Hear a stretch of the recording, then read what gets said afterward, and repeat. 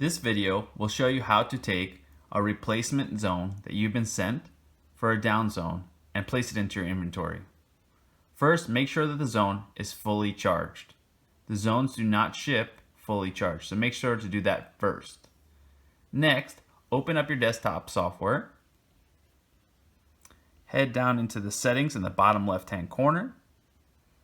You'll come up with a number of different tabs, and you want to head to the second one, Heart Rate Monitor Inventory. I'm replacing zone number 1. So I go to zone number 1. This is the down zone, and I'm replacing it with a replacement zone that I've been sent. I click replace. It's going to now ask me to place the zone face down on the reader. It'll now tell me that this zone is now successfully labeled number 1.